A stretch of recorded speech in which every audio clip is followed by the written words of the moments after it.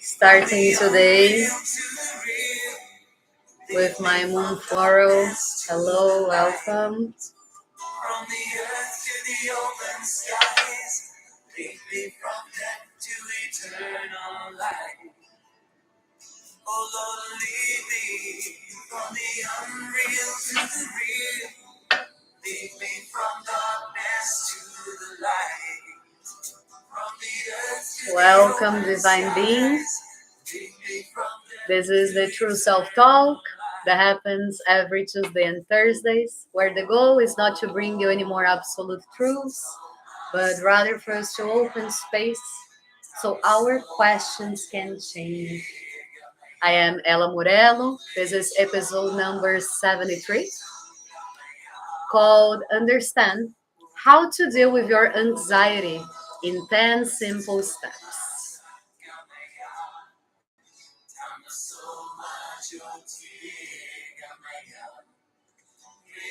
So I would like to remind you that I offer a couple of online free spirituality and self-knowledge workshops, and they happen a couple of times a year. This is a way I have found to contribute even more besides these talks that we have here, more like in a practical and more deeper way with your healing journey. So, in order for you not to miss these workshops, just make sure you are tuned, you are looking our social medias, because we always say there whenever we're going to have these free workshops. So, like always, let's dive into our topic of today. And the idea of this talk is for us to talk a little bit about anxiety and for me to bring you practical and simple steps for you to deal with your anxiety. Because I would say that in the reality we are living right now, I believe that the vast majority of human beings have experienced or they experience currently anxiety. And obviously, we feel differently, right? Maybe sometimes in our lives, we're going to be feeling a lot of anxiety, other times a little bit less. So, the point is, whenever we are usually under pressure or we are tense, this feeling that we are calling anxiety, it comes. And if you pay attention, a lot of times you stop breathing, or you can feel the tensiveness here in your jaw or even in your shoulders. But usually, the first thing that we do is we stop breathing, or sometimes our heart rate goes up.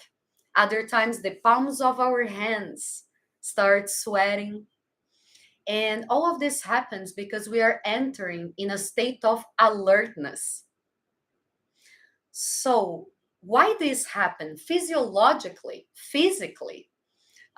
We are put in a state to flee at any moment. And this literally comes from our ancestors that back in the day, when they had to flee, they were supposed to have all this alert, their nervous systems and all the hormones and everything, like a discharge of hormones, so they could be alert to run away from danger.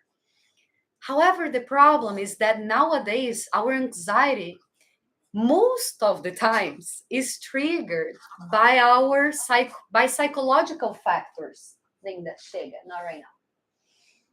They are triggered by psychological factors, right? So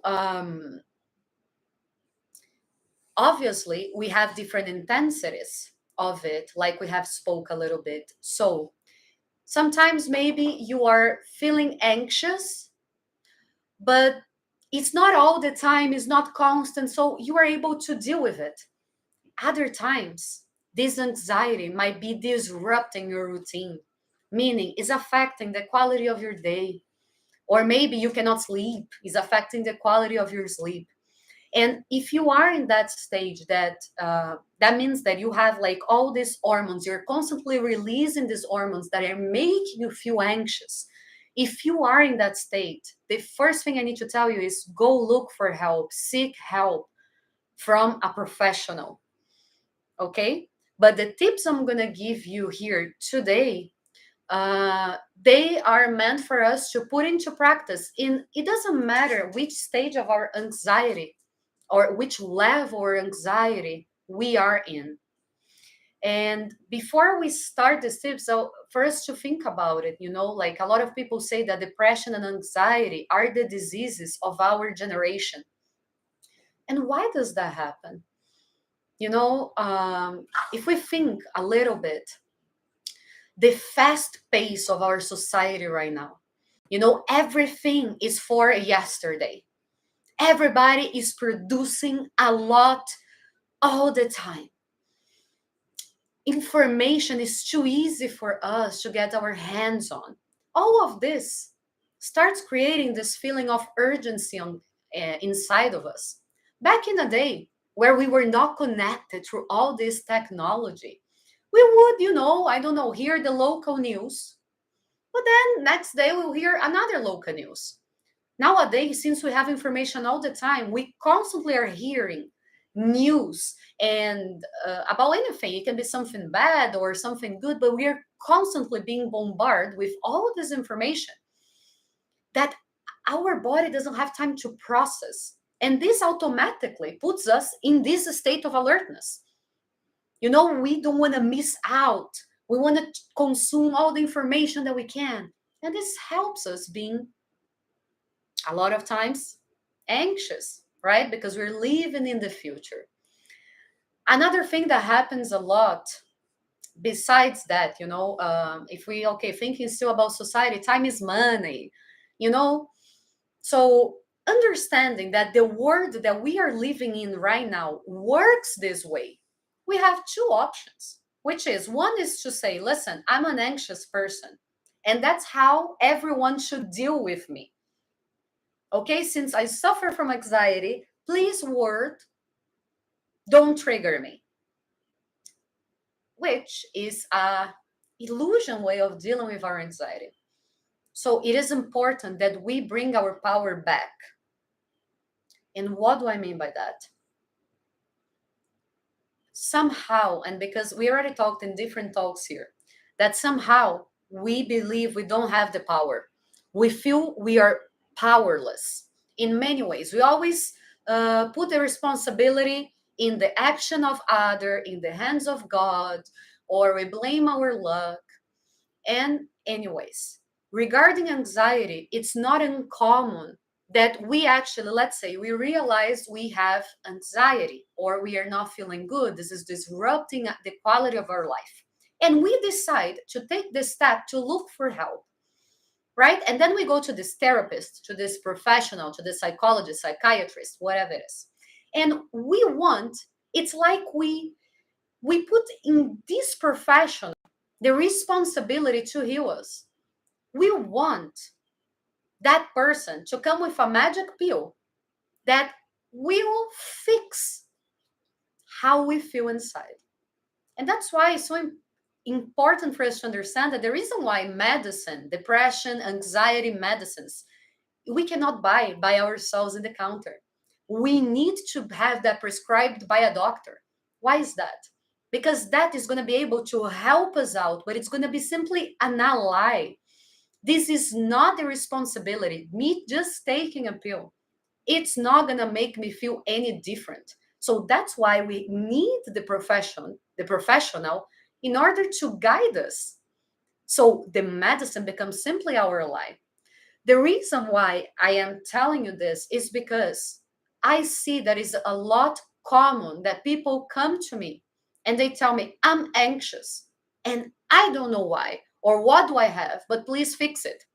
In other words, that's how it works. And what I want to tell you is this is a really subtle line. And I invite you to look at it and decide I need to be responsible for my well being. And I can look for help in order for those people to be my ally. If you want to take a medicine, if you need to take a medicine, that's going to be your ally. But make sure you're not putting the responsibility of your mental health well-being in someone else's hand or into something else's hand, because you're not going to succeed. So I'm going to teach you a couple of things that are super basic and simple, but you are the one supposed to make sure this is in your routine. You are the only one responsible and capable truly to help you out, because it's not gonna, in a long term, it's not gonna help you. You know, like you are having an anxiety right now, a crisis, and you put into practice a breathing exercise that I'm gonna teach you, and it help you, great. But tomorrow you might feel that again, and after tomorrow you might feel that again. Why? Because we are not looking at the root cause. So my invitation for you is, yes, use this in your favor, but go there, change what makes you anxious in order for you not to have to deal with the anxiety. Okay, so with that being said, I go to my first tip. We're going to talk about 10 practical ways that we can deal with our anxiety. Okay, control, diminish, and so on. The first tip is invest on your self knowledge. This is so important. And this comes from everything I just told you right now. So we are very similar. We as human beings, we're very similar in many ways. But each person has their own way of thinking and acting. Therefore, me copying something that is working for someone might not be effective to me.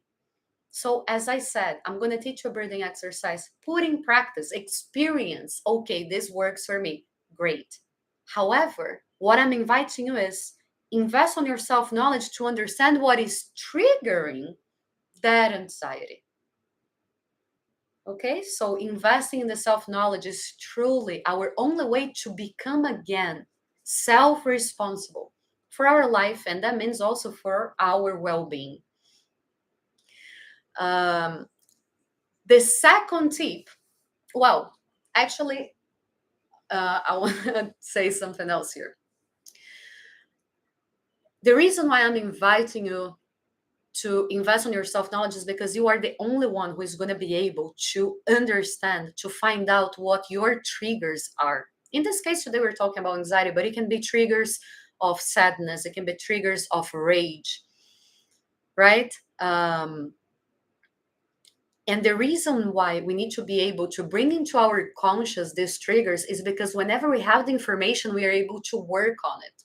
When we are trying just to fix a symptom, and we are going to keep doing the same actions that we are not aware we are doing, we're not gonna never gonna have a long-term solution for this anxiety. So remember, this is a path. Okay, I want to invite you not to try, oh my god, tomorrow I cannot feel the way I'm feeling. No, it's a path. The only thing you have to do is take the first step. Start your self-knowledge, understand what your triggers are. Okay, the second tip is try to understand your thoughts and feelings.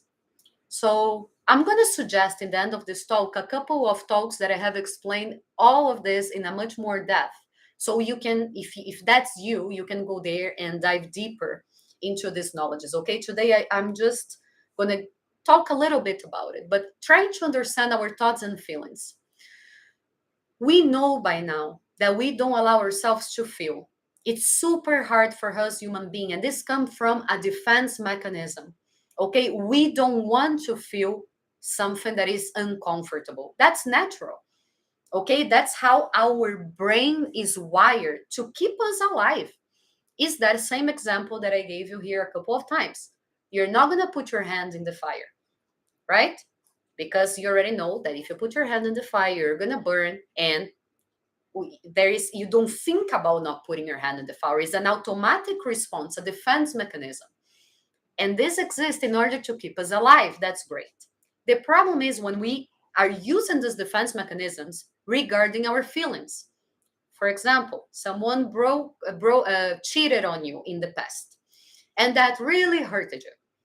What is the information that got imprinted on you? Don't trust people. Just one example. And you're going to have this defense mechanism also coming from not your conscious, but rather as a response. And this is going to be affecting your life in a negative way.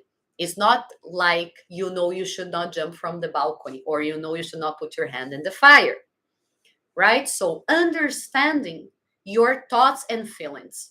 Do not get absorbed by your thoughts. You are not your thoughts. You are not your feelings. You are the observer who can think and the observer who can feel. Okay, so when I invite you to pay attention to your thoughts and feelings, I'm inviting you to pay attention what you're telling yourself inside. What is your internal talk? What are your thoughts? For example, you want to apply to a job, and you apply to a job. What are you thinking? You're having an internal talk. Pay attention to that talk. What is your internal voice saying? You're applying, but you know what? You're not gonna get it.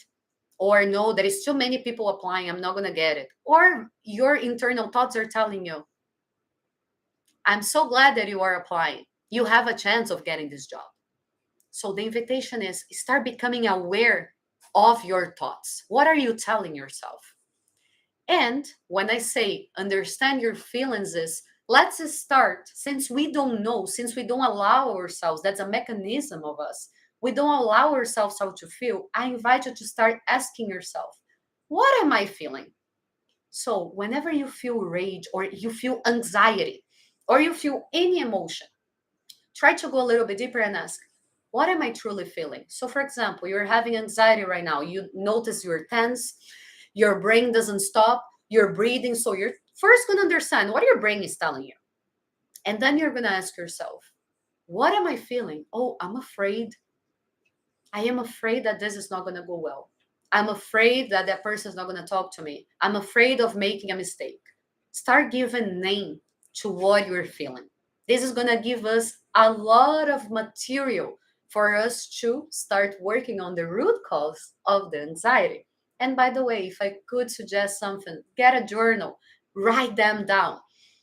Because after some time, and if you start writing down, you're going to be able to see that there is a constant feeling there that you never noticed that was there.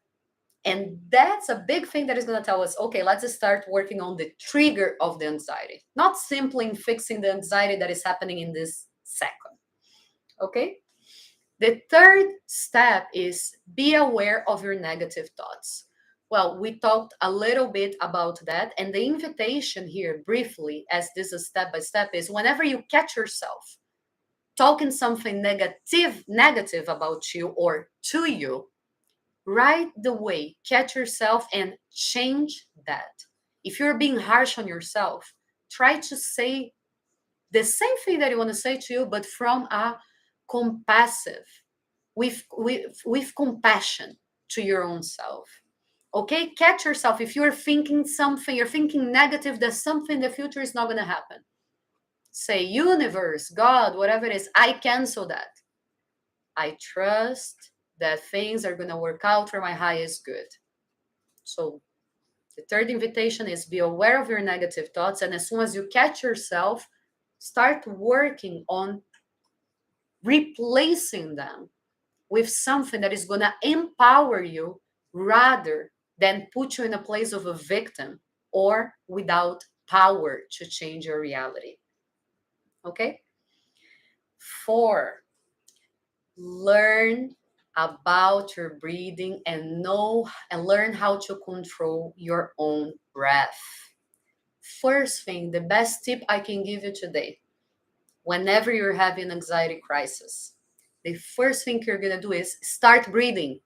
As I told you, a really common symptom whenever we're feeling anxious is for us to stop breathing, contract our muscles, maybe start making pressure here. First thing, start breathing. How can I do that, Ella? I caught myself in anxiety. At this point that I'm feeling anxious, you already know that your brain is 1,000 miles per hour. First thing you're gonna do is close your eyes for a second and start breathing. Just pay attention in the air coming in and coming out. Just this. Do that for a minute. should be sufficient for you to come back to the present moment and ease your anxiety down. However, even if you are trying to breathe consciously and somehow you're being caught and caught and caught again in those thoughts, and you're not being able to simply let go and focus on your breathing, my invitation is for you to change focus, because we can only truly focus in one thing at a time. So if you're trying to breathe but your mind doesn't stop, okay, we need to focus on something else and not in these thoughts. So now you're going to start counting our breathing. I'm going to teach you here and today this that is called the square breathing. Okay, this is a second level that we can do as we are anxious. How does this work? You're going to breathe in, inhale for the count of 4. So you're going to hold for the count of 4. You're going to release for the count of 4. You're going to hold for the count of 4. Breathe from the count of 4. So it's a square because, well, there is four points of this breathing. So inhale for 4, hold for 4, exhale for 4, hold for 4. Do that for at least a minute. When we do that, we're changing focus. And because you're counting, you are focusing on what you're doing. So naturally, your thoughts that are giving you this anxiety are gonna get down, release, get a little bit less intense. And then you can start performing all the tips that I already gave you before, like, okay, now I can see this thought, what is telling me. If you are already inside of you feeling better. Okay, let's say that I'm going to give you another example here how you can work on breathing. Okay, this was good, but I'm still, okay, this worked for that minute, but now 10 minutes later, here I am in my anxiety again. Great, let's try something else. We're going to work in an exercise of grounding. Okay, what is one example of grounding exercise? And in the beginning of the talk, I said why we're not grounded. Okay, information all the time. All of this time is money. Everything is super fast. We don't have enough time to grow our roots. And if we look at nature, okay, imagine a hurricane. Whenever you see those videos or photos about hurricanes, it destroys all the constructions, a lot of trees in the floor. However, you see that if there is something is still standing, somehow they're trees, and usually they are big trees. And why is that? Because as bigger as the tree is, bigger is its roots, more rooted these trees are. So why we are so susceptible to outside influences? Well, we don't have time to ground ourselves, to work on our roots, because now you're trying to do something and 2 minutes later is already 1,000 information coming, and then you start doing something and then something else. That's why we're living, all of us are living in extreme anxiety. A lot of people extreme, a lot of people is just sometimes, but I can deal with it. A lot of us, I'm going to escape this anxiety by eating, by going on social media, by having any instant pleasure.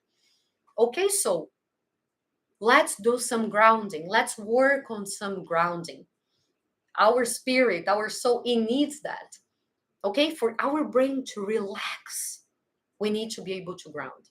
So one invitation for you to ground: put your both feet in the floor. Do not cross, do not sit like this. Both feet touching the ground. Okay, and then you're gonna look straight, and you're gonna start working on your 5 senses. Again, this is the same thing about the focus that we just did in the breathing. Okay, we're changing the focus of our mind.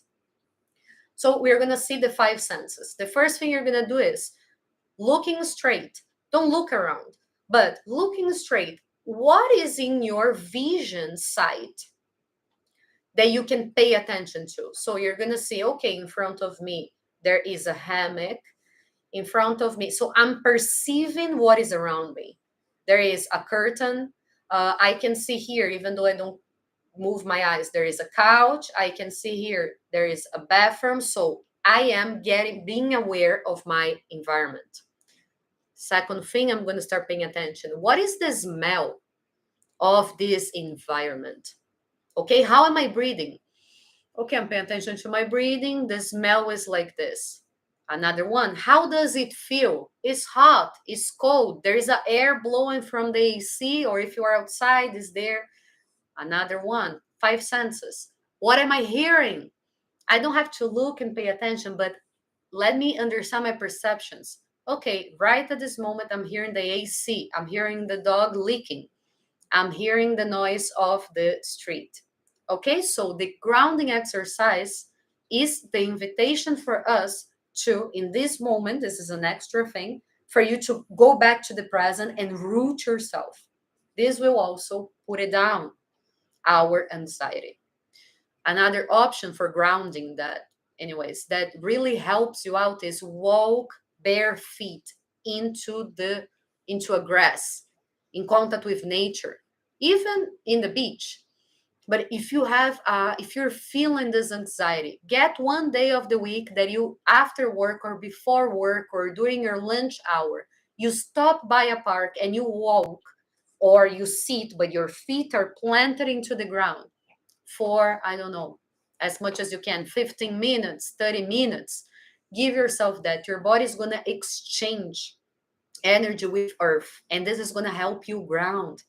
This is going to help you leave a little bit this mental reality and go back to your body. Okay, so this also is something that can really help us out in a long term, exchanging this energy with earth. um I don't know if I have any. You have a question? I will read in a second. Okay, just give me a second. Okay, tip number 5. So we learned a couple of breathing, right, techniques and grounding perceptions. Don't be too demanding on yourself.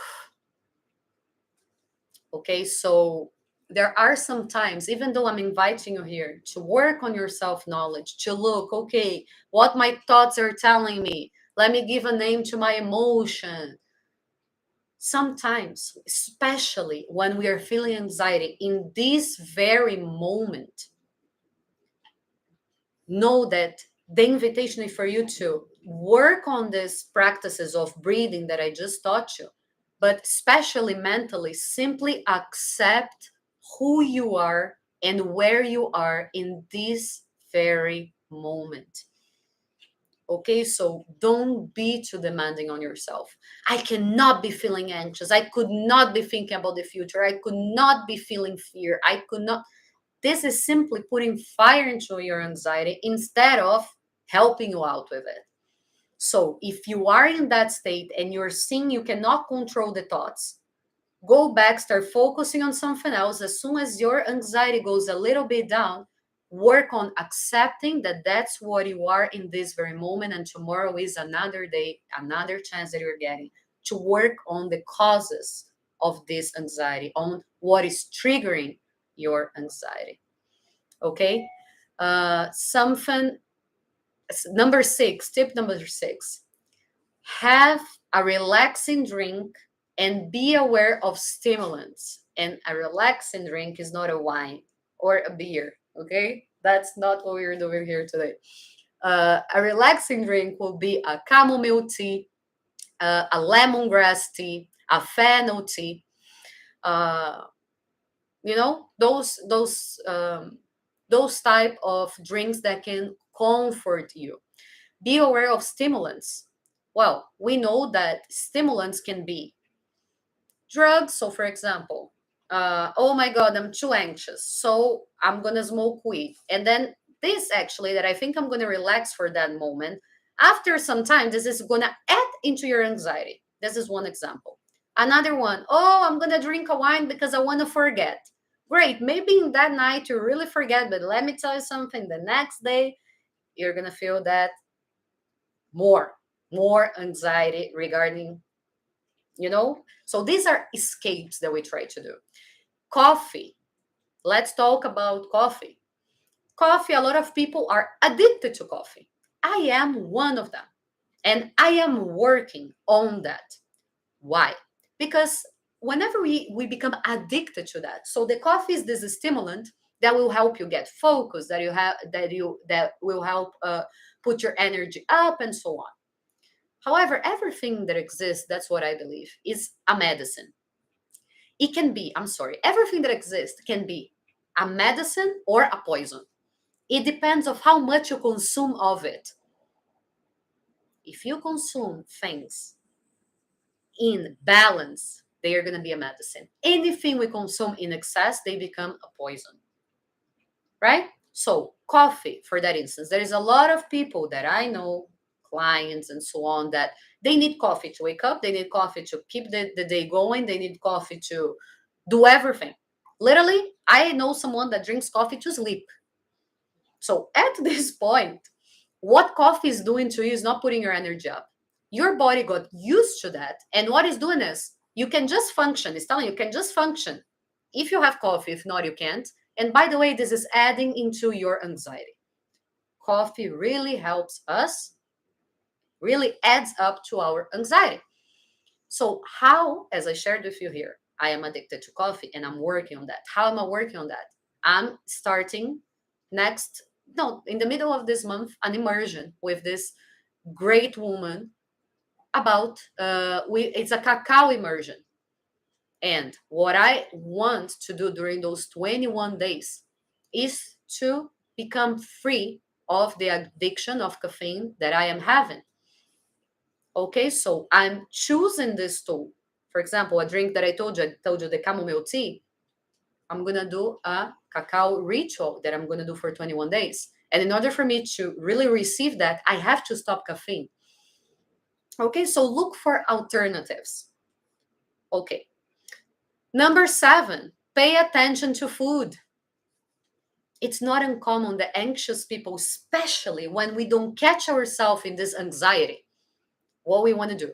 We are in our anxiety, right? So we are in this mental world. And then we're like a thousand things we are not even breathing and anything.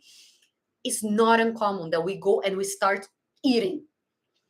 And by the way, a lot of times we are not even hungry. We open the fridge to think, and then we catch something, and then we are eating.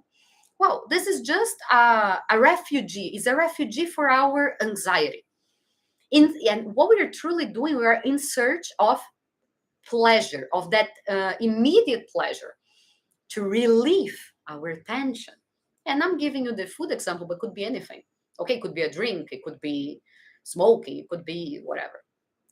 However, it's proven, it's scientifically proven. So, well, that the food, fat food, especially fat-rich food, they release something called tryptophan, and this thing is essential for us to produce serotonin.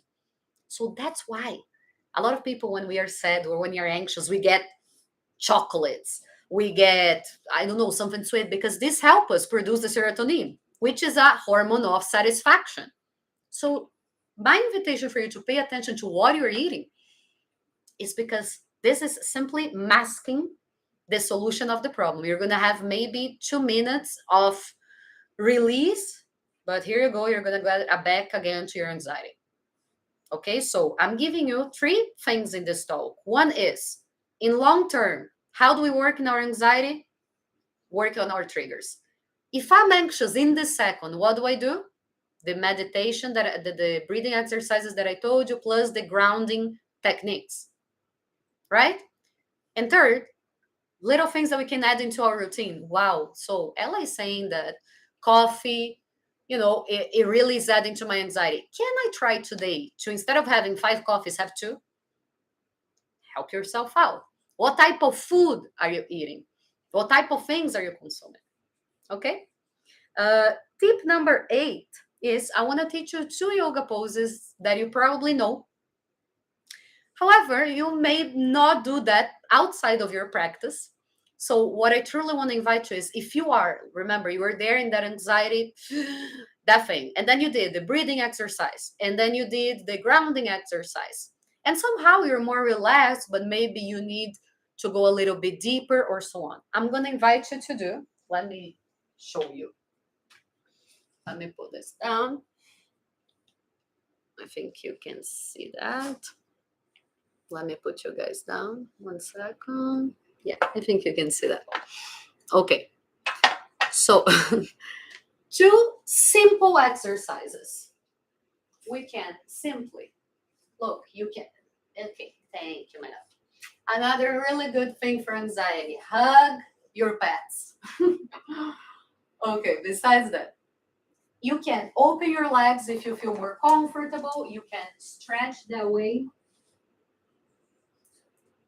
Put your head down. Linda, give me a second. I love you. 1 second. Thank you. Put your head down. Or a more comfortable way. Put your 2 legs together here. Look, Linda knows exactly what we're doing here. Put your head down, your arms behind. Breathe here. Be conscious about your breathing right here. Like this. Take a couple of deep breaths truly in this position.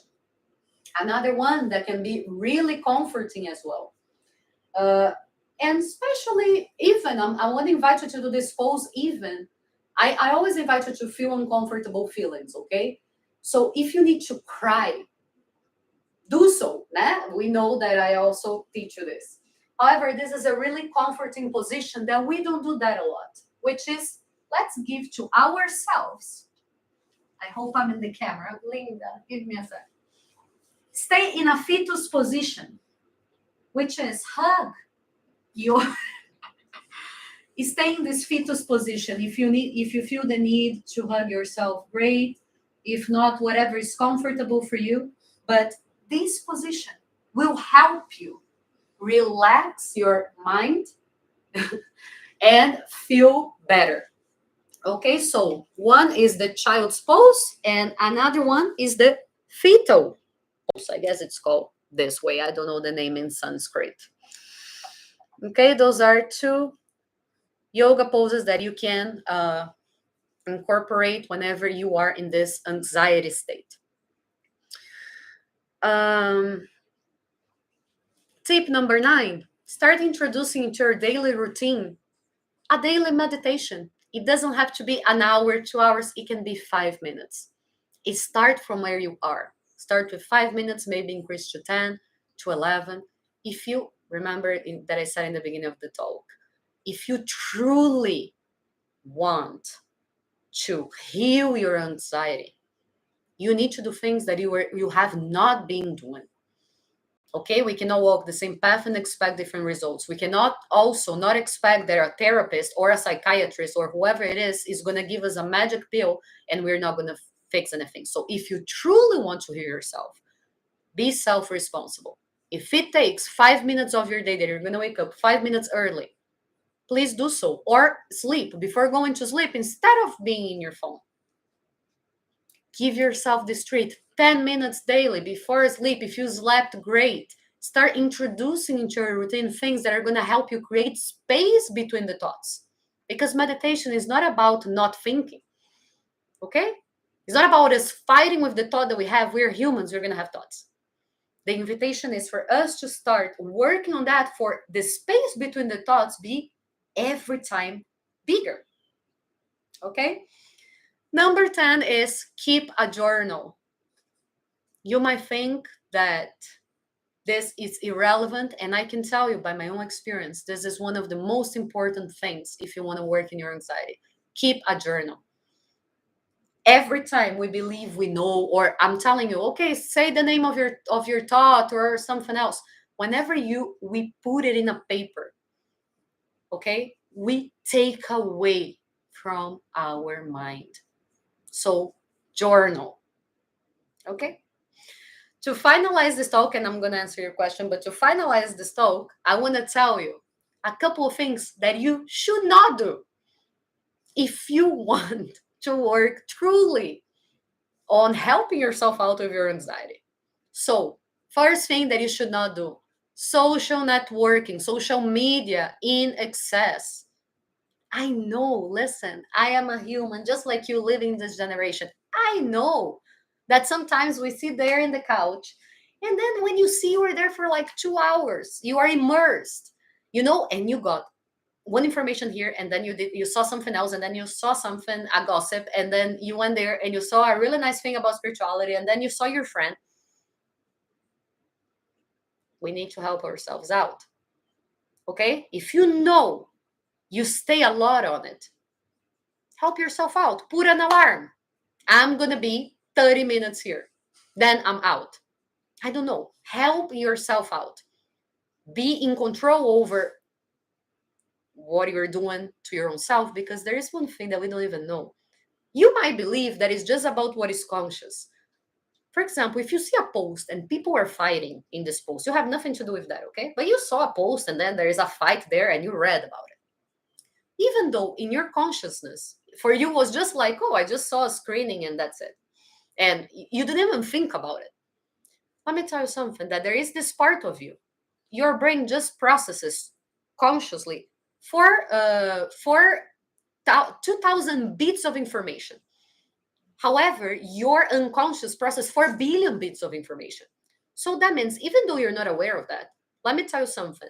That discussion gave you an energy. It shared with you an energy. Probably since it's a discussion and people are fighting, a low frequency energy. And this will do a resonance with any low frequency energy that you are feeling.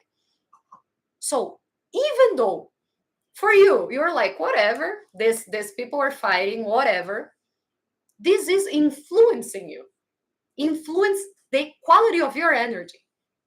So we're not going to talk about this today. Watch the talk of quantum physics if you want to understand what I meant. But the point is, be aware of who you open the door of your spirit to if you want to work on your anxiety. Okay? Number 2, do not procrastinate. As we already know, procrastination is different than being lazy. Procrastination has a psychological issue behind. We are consciously avoiding that task and trying to put a lot of tasks in the middle. Oh, I'm going to walk the dog. I'm going to clean the house. Because emotionally, we don't want to deal with that. Okay, so if you want to work on your anxiety, do not procrastinate.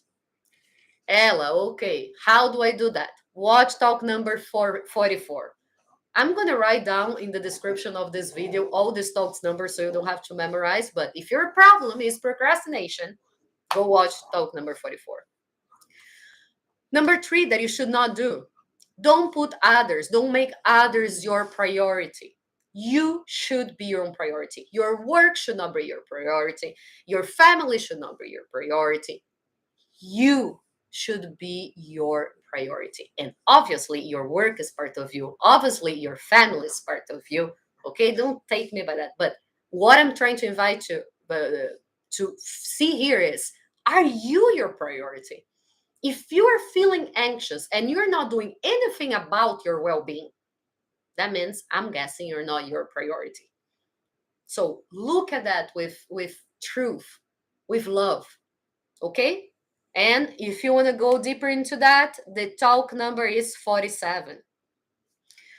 Number 4, do not stay in toxic relationships. This can help a lot with your anxiety in case you are in one toxic relationship. If you want to dive deeper, watch talk number 45. Something else not to do. Do not practice victimism. Okay? What do I mean by that? Well, I'm here for 15 minutes more than I was supposed to be, so do not practice. Watch talk number 68. And you're going to understand what is this victim inside of us and the judge inside of us. And then you're going to be able to catch yourself feeling a victim. And then you're like, I'm not a victim. I have the power. Let me go there and deal with this. If we want to work on our anxiety, we need to remember our self-responsibility about our well-being. Okay. Number 6, live in the present. So anything that takes you away, if you see yourself just thinking about the future, or oh my God, thinking about the past, do not do that to yourself. Bring your attention to the present moment. That's the only thing you have. And if you need tips on how to be able to call yourself even more daily into the present moment. Watch talk number 1. And the other two, the last two ones that I want to share with here today with you is allow yourself to rest. If you're not allowing yourself to rest, this is gonna trigger, this is gonna amplify your anxiety. So if you need to understand why you're not allowing yourself to rest, watch talk number 9. And last one, please seek for help. Okay? Talk to people. Even if you think, oh, it's what, talk to your friend.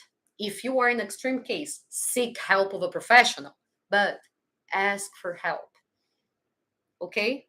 So these are the things that I wanted to talk to you about today.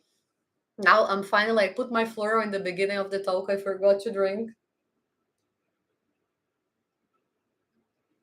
And well, anyways, I'll share with you later about this study with the florals. Another tip. Look, I told you about the cacao that I'm going to the immersion, Also, floral, look for medicines that resonate with you. Work with them, see how you feel. Today I'm working with this floral, but anyways, I'm going to talk about this another time. I think in English it's called flower medicine, right?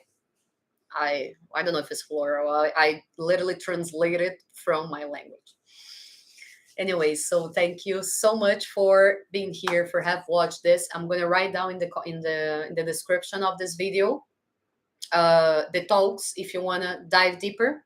Okay, and I hope I could have contributed for you whenever you are feeling that way. If you right now you have practical tools that you can put in practice right away in order to be able to calm down, or to be able to leave that anxiety state.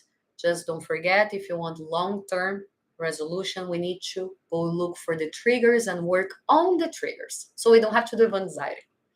Okay, so I will see you actually tomorrow. Thank you for being here. Bye bye.